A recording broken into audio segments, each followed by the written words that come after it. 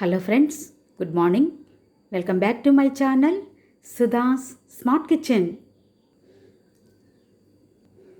First ఈ రోజును బట్టి ఈ ఇయరంతా మనల్ని ఆయన గ్రేస్తో కాపాడినందుకు, ఆయన లవ్ని బట్టి దేవునికి ఫస్ట్ మనము ప్రైజ్ చేసి థ్యాంక్స్ చెప్దామా. ఈరోజు మన రెసిపీ వచ్చేసి బీరకాయలు ఎండు రొయ్యలు కర్రీ అనమాట. చూసేద్దామా త్వరగా. ముందుగా ఒక గిన్నె తీసుకొని ఎండు రొయ్యలు అందులో వేసి కాస్త వేయించుకోండి. 1 నిమిషం పాటు అవి మనకు శుభ్రపడిపోతాయి అన్నమాట. ఇంకా దాంట్లో ఉన్న డస్ట్ అంతా బయటకు వచ్చేస్తుంది.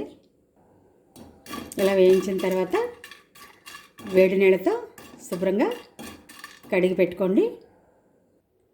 కూరకు సరిపడగా బౌల్ తీసుకుని సరిపడగా నూనె వేసుకున్నాను. శుభ్రంగా కడిగి పెట్టుకున్న ఎండు రొయ్యల్ని వేసుకోండి.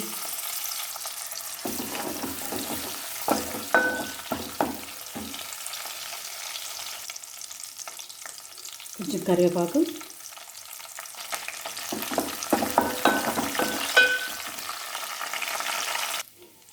రొయ్యలు కాస్త వేగిన తర్వాత ఉల్లిపాయలు వేసుకోండి.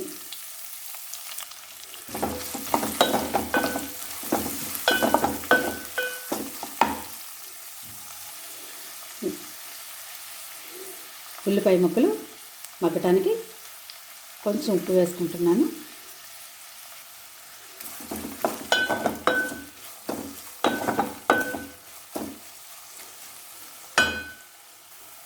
ఉల్లిపాయలు కాస్త మగ్గిన తర్వాత పచ్చిమిర్చి,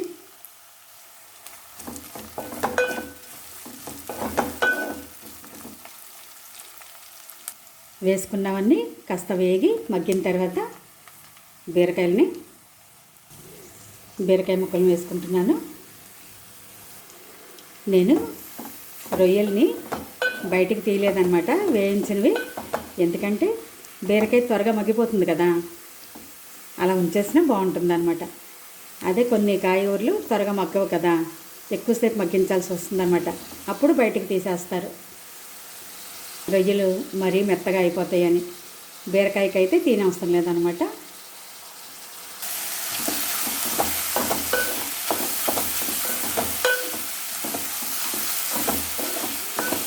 ఒక నిమిషం పాటు మంట ఎక్కువ పెట్టుకుని బాగా వేగనిద్దాము.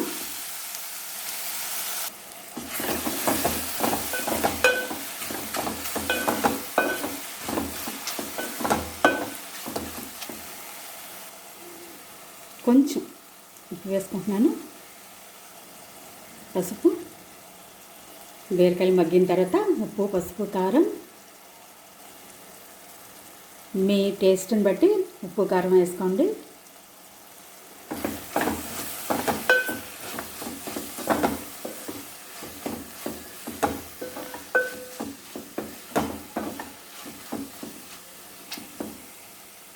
నేనైతే ఇంకో 1/2 టేబుల్ స్పూను కారం వేస్తున్నాను.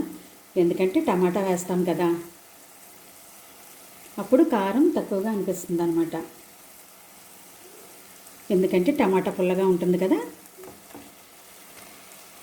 కాస్త మగ్గిన తర్వాత టమాటాలను కూడా వేసుకుంటున్నాను.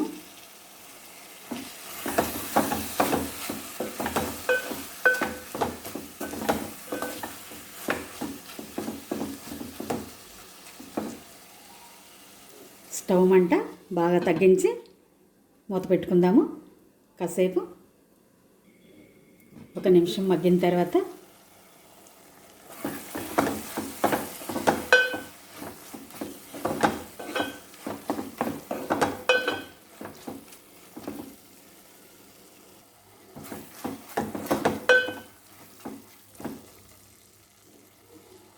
బాగా మగ్గిన తర్వాత ఒక 1/2 గ్లాసు వాటర్ వేసుకుంటున్నాను.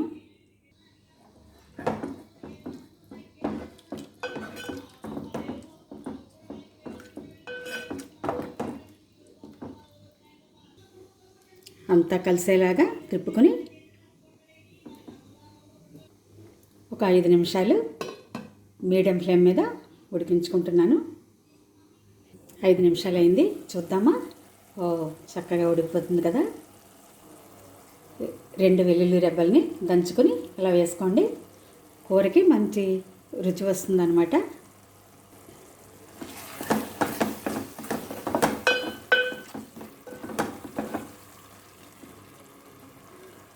కొంచెం కరివేపాకు కొత్తిమీరని కూడా ఇలా వేసేసుకోండి.